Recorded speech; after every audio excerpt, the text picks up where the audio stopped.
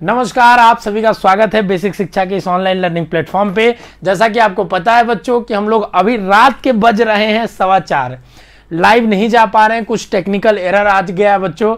NTA ने लग रहा है कुछ जादू मंत्र डाल दिया है, पर आप सभी को बहुत बहुत कॉन्ग्रेचुलेशंस, आपके रिजल्ट आ गए हैं बच्चों। और रिजल्ट आने के बाद कैसे आपको रिजल्ट देखना है, रिजल्ट में जो चीजें उसको कैसे समझना है, क्या रॉ स्कोर है, क्या नॉर्मलाइज्ड स्कोर है, क्या परसेंटाइल स्कोर है, इस चीज को हम समझेंगे बच्चों पूरा डिटेल में। वीडियो को देखो और आप सभी से गुजारिश भी है, इस वीडियो के डिस्क्रिप्शन में गूगल फॉर्म दिया है। अगर 2022 में बेसिक शिक्षा आपके लिए मददगार साबित हुआ है, आपके लिए रोबुस्ट तरीके से तैयारी कराया है, अगर आपका जो भी रिजल्ट आ रहा है आप एक बार जरूर उस रिजल्ट को साझा करें गूगल फॉर्म में देके, ताकि हमें भी पता चले हमारे बच्चे कितना स्कोर कर पाए हैं। इस चीज का हमें भी जानने का बहुत ज्यादा ही उत्सुकता है और कम्युनिटी पोस्ट में भी हमने डाल दिया है, कमेंट में भी पिन कर देंगे, टेलीग्राम में डाल दिया, सारे जगह हमने डाल दिया। गूगल फॉर्म जरूर से जरूर भरिएगा, ठीक है ना।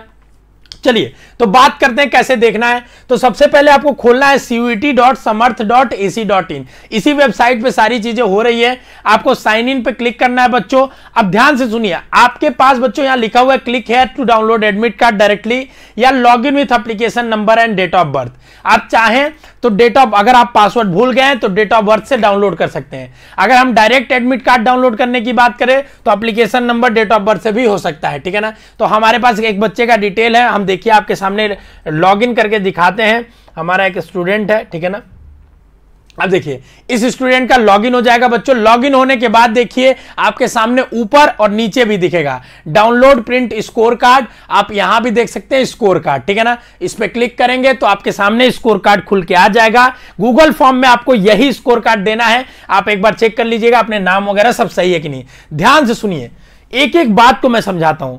इसमें मेजरली जो आपका इंपॉर्टेंट है यही स्कोर कार्ड है बच्चों, और इसको कैसे यूज करना है, कैसे समझना है, इस चीज को मैं आपको बताता हूं। स्कोर कार्ड में पहले आपके लिखे होंगे कितने सब्जेक्ट्स हैं, ठीक है ना। जितने भी आपके सब्जेक्ट्स हैं उनके बारे में लिखा होगा, बताया गया होगा। जैसे इस बच्चे ने 4 सब्जेक्ट दिया, English, accountancy, business, general test. अब इसमें आपका क्या परसेंटाइल रहा है, जैसे इसका इंग्लिश में 59 परसेंटाइल, अकाउंटेंसी में 65, बिजनेस स्टडी में 87, जनरल टेस्ट में 73, ठीक है ना। ये परसेंटाइल वो परसेंटाइल है जो इसके एग्जाम मतलब इसने जिस शिफ्ट में दिया है उस शिफ्ट में कितने बच्चे इससे पीछे हैं इसका अंदाजा है। मतलब अगर इसका 87% है, मतलब इससे हम अंदाजा ये लगा सकते हैं बच्चों कि 13% बच्चे मात्र इससे आगे हैं बिजनेस स्टडीज में इसके शिफ्ट में, ठीक है ना।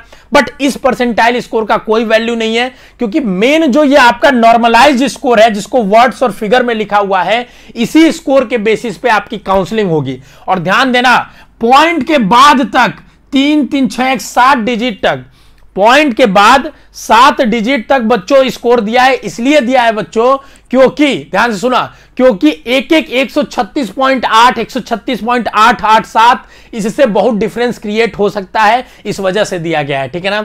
तो असली जो स्कोर है आपका एनटीए स्कोर ये स्कोर है, और गूगल फॉर्म में आपको यही एनटीए स्कोर हमको बताना है, ठीक है ना। इसी एनटीए स्कोर से आपका एक्चुअली में क्या होगा बच्चों, काम होगा, और इसी से आपकी काउंसलिंग होगी। सारा चीजें इसी एनटीए स्कोर से, परसेंटाइल को भूल जाओ, कोई मतलब नहीं है, ठीक है ना। कैसे निकाला गया हमने आपको मेथड बताया था, इक्वी परसेंटाइल मेथड, जिसमें बच्चों परसेंटाइल को क्लब करके जिस शिफ्ट में आपने नहीं पेपर दिया वहां क्या आपका देते तो एग्जाम में आता, उसको करके फिर उसको क्या बोलते हैं पूरा मैथमेटिकल इक्वेशंस को लगा के जो हमने बताया था डिटेल में।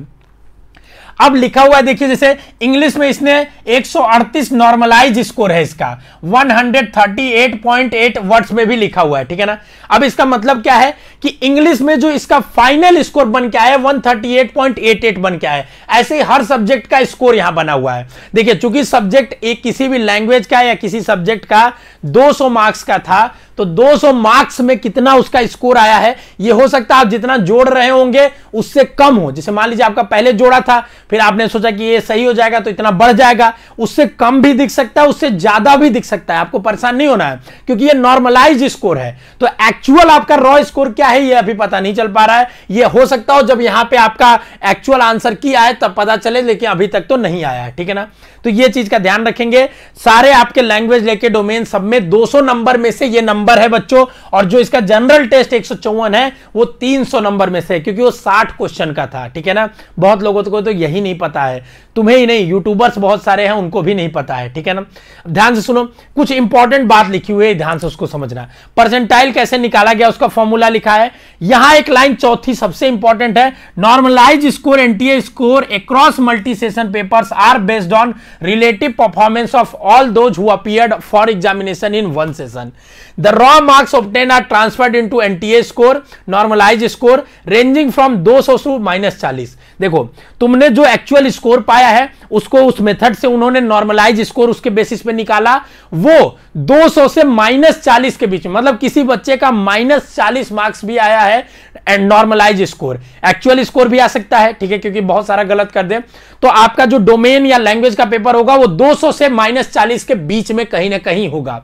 और जनरल टेस्ट के लिए बच्चों 300 नंबर से -60 नंबर तक, मतलब किसी ने हमको लगता है 300 नंबर भी पाया है। तो आपके मार्क्स क्या है बच्चों, ये जरूर बताइएगा। अगर आप मार्क्स बताएंगे तो हमें अच्छा लगेगा। हम गूगल फॉर्म में बच्चों आपको मार्क्स का अभी इनपुट दे देंगे, आप अपना मार्क्स, हमने जो परसेंटाइल लिखा है उसको आप मार्क्स बदल लीजिएगा, मार्क्स का बता दीजिएगा, ठीक है ना बच्चों।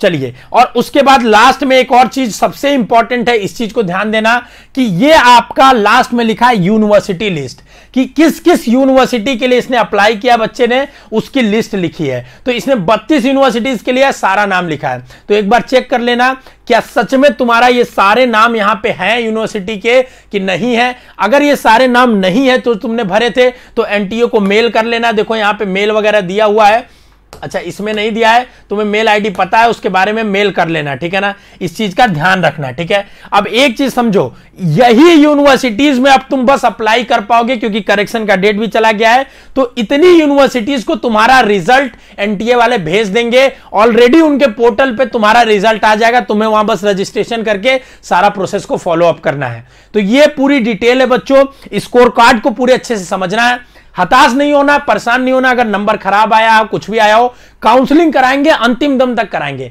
अभी बहुत सारे राउंड्स होंगे काउंसलिंग के, तो एक एक स्टेप में आपको समझ में आएगा।